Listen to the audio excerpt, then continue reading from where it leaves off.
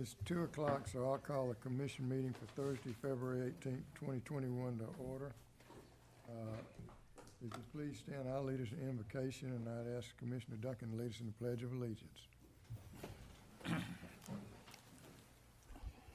Our precious Heavenly Father, we're just thankful for this day.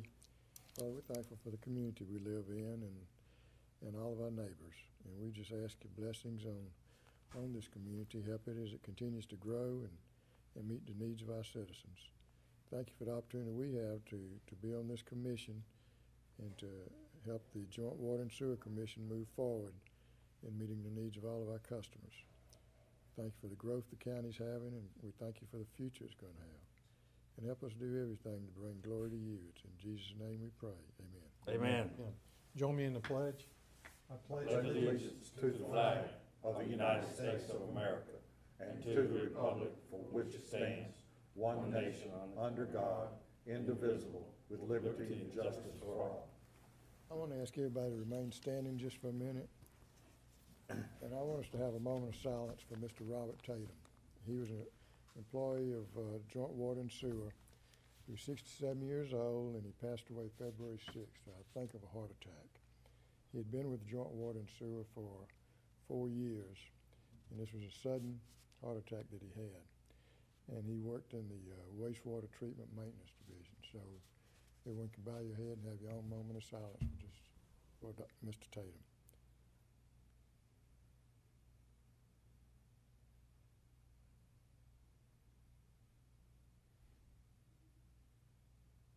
Amen. Amen. Thank you very much. Good to see you. There's no public comment period required, so we'll move to the employee recognition. Jacob Matthew Mason. Can you come forward? Commissioner Harvey has something to present to you. Thank you, sir.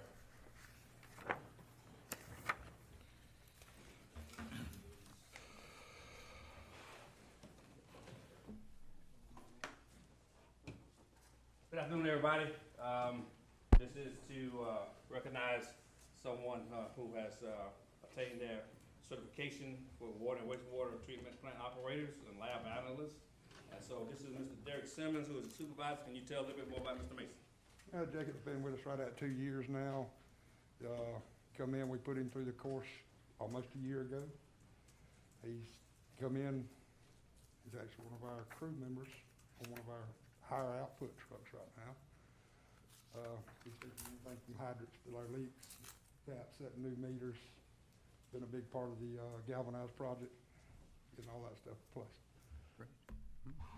So as you can see, it's one of our workers here who employees who aspires to even do more than what when he first came in, he wanted to aspire to go up, and we provide opportunities for people to do that. This certificate states that Jacob Matthew Mason has given satisfactory evidence of the necessary qualification as required by the laws of the state of Georgia and has been duly certified as a water distribution operator in the state of Georgia. Signed 27th of January 2021. But as a testament from his supervisor, Mr. Simmons, he's saying about this young man here is doing great things, and we just here just to recognize him and also recognize his accomplishment of being getting his water distribution operator license certification. Mr. Mason.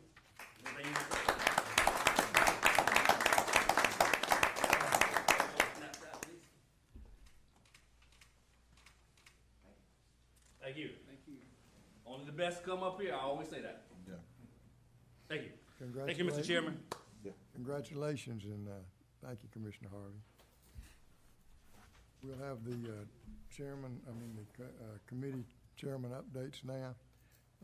We had a facilities meeting, two facilities meetings yesterday. In the morning, we had a special call meeting where the draft master plan was presented by Four Waters. Andrew has given each of the commissioners a copy of that. And hopefully we'll be presenting the entire master plan at the March meeting for final adoption. I want to encourage each of the commissioners to just review the draft plan If you have any questions about it or anything, feel free to call Andrew or myself or Commissioner Duncan or Commissioner Cook, all of us on the Facilities Committee. We'll be glad to answer your questions or anything.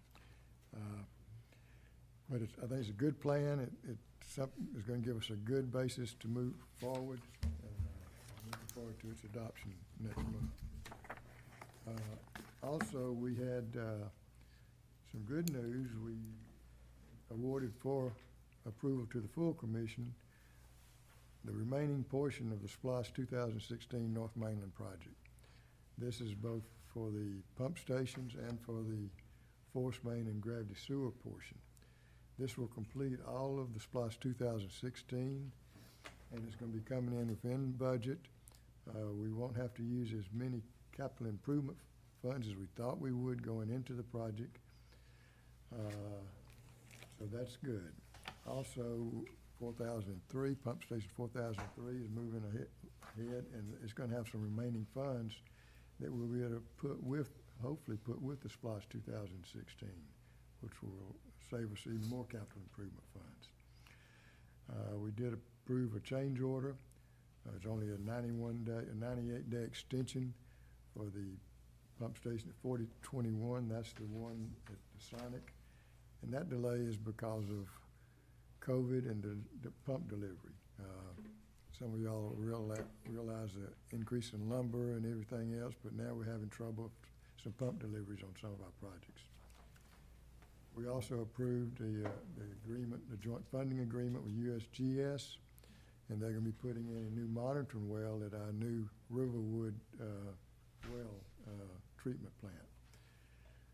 And then we also approved pumps for purchase for one of the main pump stations on 2003 on the island, which is pump station 2003, and we'll be presenting that for full commission approval today. Wastewater plant flows and the reports, we had a great month in that Academy Creek was only operating at 43% of its capacity. Dunbar 60% and Southport was 43%. And all three plants were well within their permit. On the capital projects report, we have about $51 million worth of work ongoing. And basically, some of the main ones, just to highlight, is the Magnolia water system improvements in Magnolia Park is about 70% complete. L Street is complete. Ridgewood water facility is complete. The Academy Creek plant is under construction now, those improvements. Altamont and CPOM CIPP are complete. We started the painting of the Prince Avenue elevated tank, and we'll be starting the Demery Street tank pretty soon.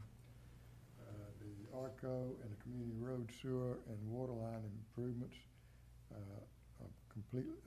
70% design is completed, and hopefully we'll be able to bid those pretty soon. And then the master plan update, which I've just mentioned. In doing this, I want to just put a plug in that we're spending a lot of money, but we do have a SPLOST upcoming, and I hope that everyone will just encourage your neighbor to at least go vote and tell them what it means to the JWSC to get SPLOST accomplished. We're doing a lot of things, and this will help us be able to do even more things. And I think that completes my report. I would like to ask Commissioner Duncan to give the finance report now. Thank you, Chairman. The Finance Committee also approved multiple projects for passing along to the full commission today for its review and approval, and those are on the approval list for our agenda today. I won't go over those. We discussed our current spending versus budget in general. The highlights there are is that the revenue is slightly under plan, and our spending is under plan. So that it still lines up quite well. Some might look at that monthly plan and year to date and see that a number of projects have yet to make the spending level that we will experience when those major projects reach their full level of construction engagement over the next few months, that our burn rate's going to increase remarkably. And so if anybody had any concern about that, that curve is going to be closing the gap soon. Then the other item of significance that we heard an update on the deposit refund summary, and I'm just going to scan over what we talked about. With the new policy, we evaluate the residential accounts that are 36 consecutive months without any delinquencies. Likewise, on commercial, it's 60 consecutive months. The accounts that are being reviewed for refund, residential, almost 8,000, 7,878 accounts, and the amount to be refunded would mean approximately $725,000. On the commercial side, it's a little over 800 accounts, and interesting enough, it's about $858,000 for those accounts. Those refund amounts would range anywhere on the residential side as high as $250, on the commercial side as low as $150, and over $20,000 in some cases. So that was just a quick update that we had yesterday on that activity, and that completes my report, Chairman. Thank you, Commissioner Duncan.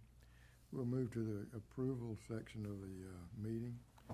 Item 1 is minutes from the January 21st, 2021 regular meeting. Motion to accept those minutes. Motion to accept the minutes of the January 21, 2021 meeting. Motion second. Any questions? Hearing none, all in favor? Motion carries 7-0. Then we have the minutes from the January 12th, 2021 Unity Breakfast. Motion to approve. Second. Motion second. All in favor? Motion carries 7-0. Okay, we got the SPLOST 2016 North Mainland Pump Stations Contract Award. I have a motion. I'll make the motion for, on item 3, the North Mainland Pump Station Contract Award. Make the motion that Brunswick-Glynn Joint Water and Sewer Commission enter into a contract for the SPLOST North Mainland Phase 3 Pump Station Improvements Project to Southern Civil LLC in the amount of $2,612,040. Second. There's a motion and a second. What's leading us to only getting 2 firms participating out of the same contract? Well, it would, of the 25 convided now, it's firms and vendors. Most of them were vendors. There was only 5 or 6 actual firms there. A lot of them were pump suppliers, odor control suppliers, and things like that. But wasn't 25? It wasn't 25 prime contractors. This was the second time we did this. This was the second time we bid this project, too. It came in below what it did the first time. Is in general though, are we getting good participation on our bid packages, or? Typically, we're getting 4 to 6 bids most time. But like Commissioner Stevens said, we had 2 bidders on this one and 2 bidders on the next project we're talking about. So, contractors are busy just like home builders are busy. Just like who? Home builders. Southern Civil is the company that did the Ridgewood water treatment facility for us. We have a motion and a second. Any other questions? Hearing none, all in favor? Motion carries 7-0. Not a question, but a comment on that. I mean, it just, you know, it is what it is. We can only get 2 bids, but when you get 2 bids and there's a 50% delta between them, I mean, that's, you get 4 or 5 bids and there's a range and they're all in there, you know, that's one thing. But when we only get 2 bids and there's that big of a delta, just want to, throw a little bit of a, Understand. you know, a wrench, just make me think, you know. When you get 2 bids like that, the low bidder usually walks away, and in this job, he walked away and he said, well, I left a lot of money on the table. He actually did make that phrase. Yeah, but I mean, both of the one I assume we're fixing to talk about now, Right. or not I assume, we are fixing to talk about now. I mean, there's a 50% delta between it and the low bid too. Okay, I want y'all to, all the commissioners to turn to this page. The map. And this shows what this project's doing. And basically, it's increasing the backbone to serve the entire county, the mainland, to get it all down to the Academy Creek plant. And basically, coming down the spur and along that way, and on that part of the county, we're gonna have 7 million gallons of, flow capacity without new pumps and everything. And then coming around on US 17, we'll have 10.2 million gallons. So we're gonna have tremendous backbone throughout the entire county to serve, to enable all the growth, and we can serve everybody up 17, a lot of growth up in, up the spur and over on 341. So I just wanted to show you what this project is for. And we took it all the way back down to the Academy Creek plant. So it was a main splash project, and we're on schedule now to complete it, and it'll probably be completed, what, in 18 months? 330 days, so 11 months. The next item is the Splash 2016 North Mainland Force Main Contract Award. Chairman, I'd like to offer the motion for that also. A motion that the Brunswick-Glynn Joint Water and Sewer Commission award a contract for the Splost North Mainland Phase 3 Force Main Project to TB Landmark Construction, Inc. in the amount of $4,663,123. Second. TB Landmark was the contractor that did the 2032 Force Main project down Frederica, as well as did the 4028 Force Main reroute along Townsend and Fifth. And this does include a water main. Explain what that is. Yes, sir. We have a different project, Project 704, Canal Road and Glencoe Loop. There's an existing 12-inch water main that's right to the back gate of Fletsey. This portion, the project would tie in from Fletsey all the way down to Canal Crossing. We're going to self-install the back gate of Fletsey down to Canal Road, but while they're in there putting in the force main, this contractor will be installing the section of water main along Canal Road to tie in at Canal Crossing. So that will loop that system and give a lot better redundancy for flow. Well, why was Seaboard so high? What made them to Seaboard, out of the base bid, range? and even with the way we're awarding it, there's still a lot of directional drill in this project because of some wetlands areas. They're having to sub all that out to someone else, so they're marking that up. TB Landmark does their own drilling. Okay. But that is, I mean, the same point I made on the last one. This is Exactly. almost exactly 50% higher, not quite 50%. It but just seemed higher than out the of place, low bid. especially. And if there's 4 or 5 bids and there's, you got a low and a high and there's a bunch of them scattered in between, that's one thing. But when there's only 2 bids and there's that big a discrepancy, it just makes me wonder why. And you partially explained part of it, but did we do anything to validate these? I mean, do we go back and look at past projects, see if the unit cost is in line with what it is on the other projects, or? We've looked at past cost. Our consultants have reviewed based off their estimates and their recent projects. The actual consultant thought this project was going to come in closer to $6 million. So they were actually right in the middle of both of them. So, I mean, TB typically has given us pretty consistently good pricing on these projects. Seaboard tends to be a little higher on a lot of these projects. So it just depends on how they come in that day. And my concern just remains that, there's a big difference, and then also the long-term effect of that, if the low bidders get to realizing that there's a 50% Understand. delta between them and the next low bidder on all these projects, I mean, over time, they're gonna start applying a factor if they know there's not other competition out there. So what can we do to, elicit competition and start getting some of these other firms that aren't participating to participate? Yes, sir. What can we do to chase some of these contractors? I understand the market's tight right now.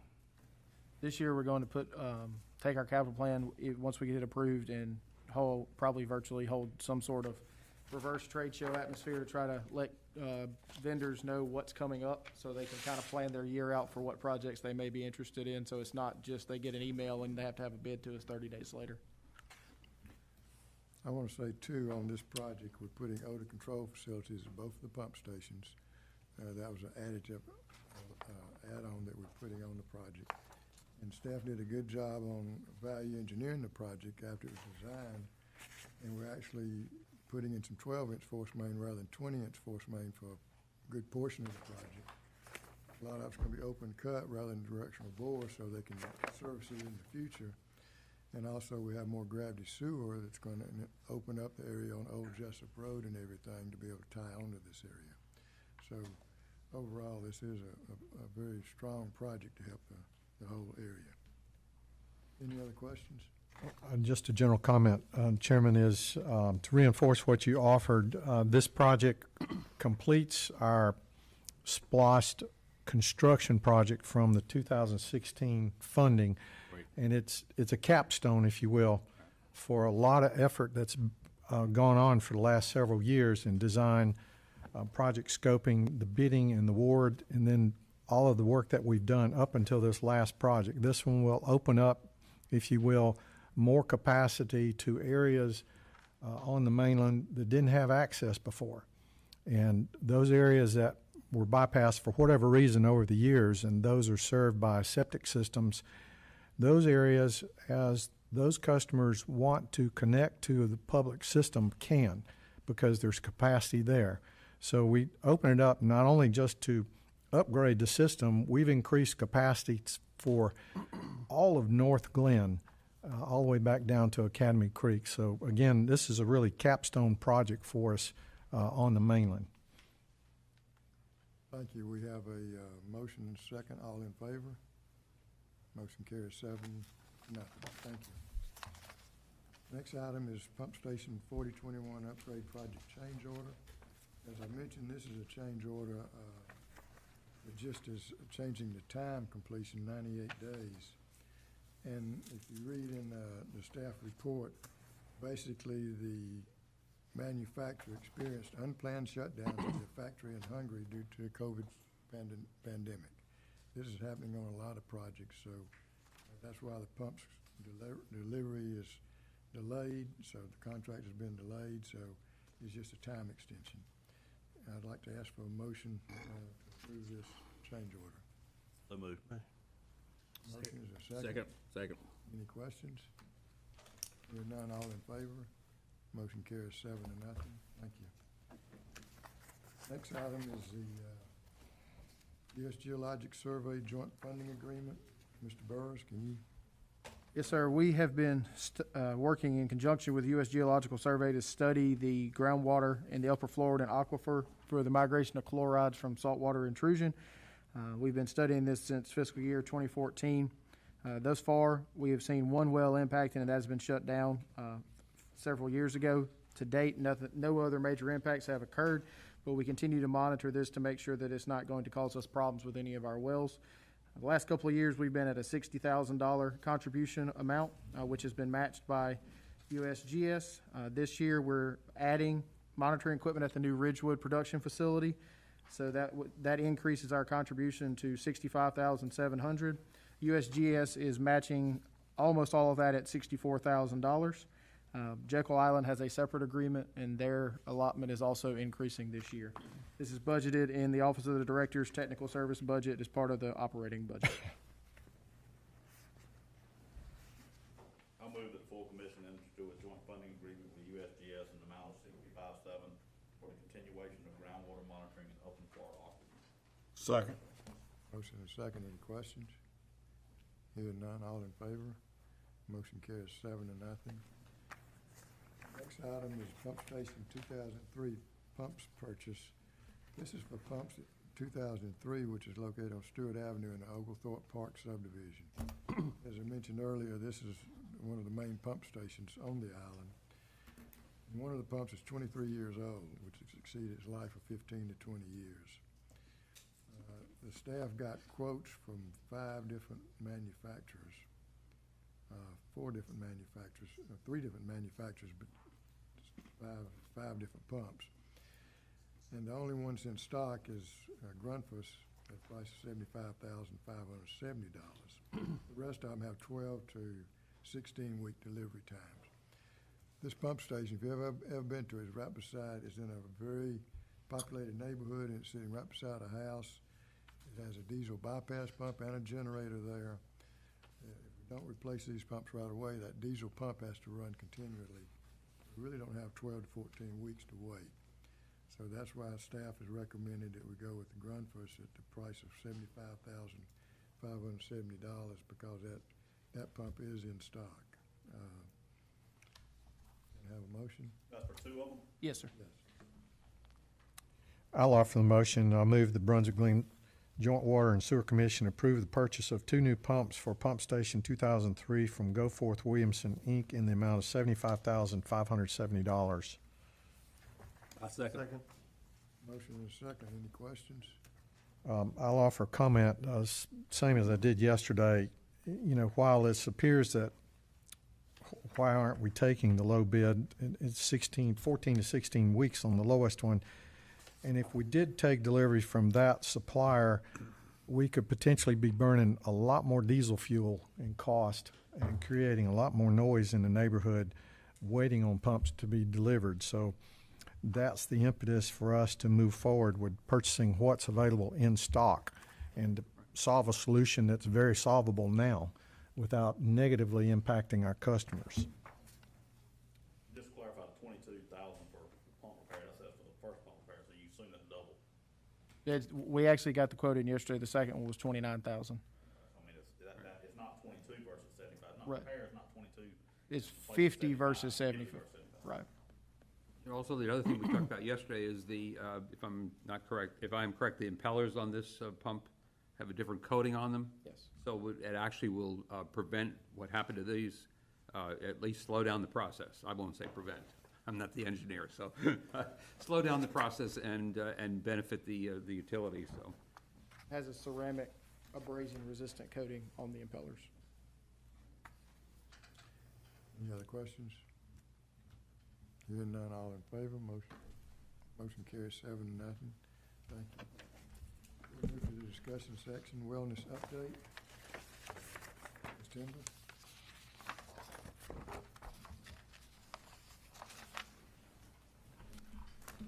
Good afternoon. Right. So I have a very brief update about how we've been doing with the self-funded plan so far. We are looking at a 5-month period, so we fortunately had 5 months from January to the end of July, and then from August 1 to the end of December to look at. When we take into account all the claims and administrative cost, the pharmacy rebate that was received, as well as the health reimbursement account where you reimburse for half of the deductible, of which we had 6 or 7 of those. The savings to date at the end of the year is $212,000. So far, self-funding is the way to go. Now, that being said, we do have some diagnoses that are in the system that we anticipate some impactful claims for the rest of the year. So we will have to take all that into consideration, and we'll know more about that in the next couple of months as we start to evaluate the August renewal. The good news is when we look at the self-funded plan across the board, there is not a bend one way or another. We're saying just steady usage across the board. We only have one person who has crossed the $50,000 individual stop loss threshold, so that's wonderful news so far. We have to remember that the first year we're going to be looking at immature claims or artificial claims, and that just means that we're not looking at 12 months of claims by the time we look at renewal, because if I go to the doctor today, it may be 2 or 3 months before the insurance company has paid that claim out, and you are the insurance company, so sometimes those claims take a while. So we will be looking at most likely 8 or 9 months of claims instead of 12 full months. And again, we'll have that information for you. In regards to wellness, we've had to put that on hold. The health system has a lot of things going on right now. We're not doing anything in person. That plan is in place, and we have great contacts at the health system, and they're ready to go when the world is ready to go. So we have all of that as soon as we are in the position to be able to put it in force, we will. The delays with COVID also will impact the fact that we have a lot of employees that are probably putting aside some of their surgeries that might not be considered life-threatening, maybe some of the elective surgeries. So we don't know how that may impact the claims as well. The staff leadership has worked very hard, multiple emails going out to the employees about the wellness plans that are online. That's not nearly as exciting as someone coming in and doing that. But they have tried to promote that as much as possible, and we have had additional participation, so we appreciate that. And earlier this week, we sent out, United Healthcare has created something called a COVID-19 vaccine resource locator, where you put a zip code in and it tells you everywhere that you can get the vaccine. When the vaccine's available for you and you meet the criteria, it's a wonderful tool. I don't think I've seen that before. So with all the confusion of who has the vaccine and who does not, so that has been sent out for distribution for the staff. So as we get more information about when people can get the vaccine, we'll be distributing that. And for those who may qualify now, they can use that locator. Yes, Mr. Mayor. Yes, is it possible for you or someone in our organization to go out and procure vaccine for our employees since they are mission essential? Yes, sir. You'll be glad to know that was Mr. Burrow's first question. Can we get that? And unfortunately, the government guidelines state that they will be determining who gets those vaccines, and it's just based on the criteria. Are you over 65? Are you a caregiver? So on and so forth. So Not as an organization. We can't get it as an organization? In other words, not unless there's something that I'm aware of, but no, when we looked into it, the government is regulating through the CDC who is receiving the vaccines. And so you must meet that criteria for these first rounds. And then as more supply comes into the market and everyone's allowed to get vaccines, then it'll open it up for everyone else. We are in Group 1B. They're still on 1A, but we are in Group 1B according to Public Health. I've been in contact with Todd Wyckoff at Public Health, and we are in the next group that will be allowed. And the one thing is, if you go on the health department site, it shows that they've administered 22,600 and something vaccines. About 14,000 for the first round, and the 7,000 plus are the second shot. I'll be glad to tell you, I was one of the people, and my trip to the health department was professional, well done, organized, and it was a huge, big relief to how professionally, how well they're done. They certainly deserve a lot of credit for what they're doing. yeah, thank you. Oh, thank you. Thank you. Okay, any additional questions? Well, I'll offer comment. It's still early. We're still in the infancy of our plan, but it is following the model that we developed, and that's good news. It's good news for our ratepayers because our ratepayers are actually funding this, and then it's good news for our employees because it helps to reduce and mitigate those premium costs. Right.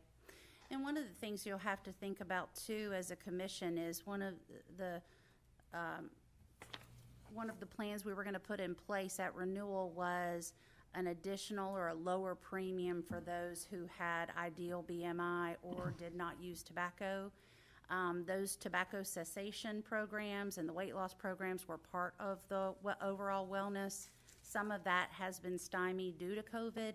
I don't know if you'll still want to put that in as of August 1st to have those people that meet that criteria receive a lower premium, but it's just something you'll have several months to think about. Okay, any other questions? On the savings that we've experienced so far, we do have a reserve plan set up, right, with that, so that we can build a reserve for an off-target year. Yes, so we transfer a specific amount every week based off of our projected annual cost, and if it doesn't get spent, it just stays in there. Okay. Mm-hmm. That's exactly right.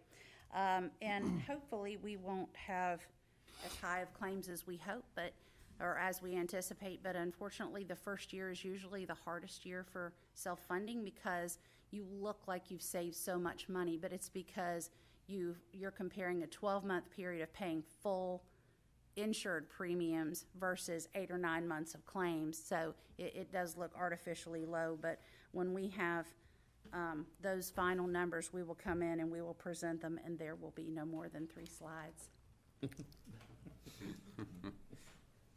Anything else? Thank you for the update. Thank you for letting us come in. I appreciate Thank you. it. Thank you. Next item is Executive Director's update. Yes, sir. Brief update. As of 1:30, it has probably went up a couple more since then, but we have got 526 of the new meters installed with 250 in the pilot phase, so we're over 775 meters to date installed on the meter changeout. Most of those have been up on Harry Driggers. Next month, We'll have the master plan presentation, the first draft of the budget presented, and we'll also doing property renewals, so I'm sure that will be a blast for everyone. SPLOST Oversight Committee meets next Wednesday at 6 o'clock, so we'll have good news to report there with the awarding of the contract. And early voting begins on the SPLOST Monday, in case anybody is interested in partaking in that. And then the last thing I've got, the State of the Community Luncheon put on by the Chamber is being held at the library. We have a table. It is next Friday at 11:30. If you would like to attend, please let me know, and I'll make sure you have a seat. What do you mean by property renewal? Property insurance renewal. Oh, insurance, okay. We get those on very short timelines before we have to renew, so I wanted to give you a heads up.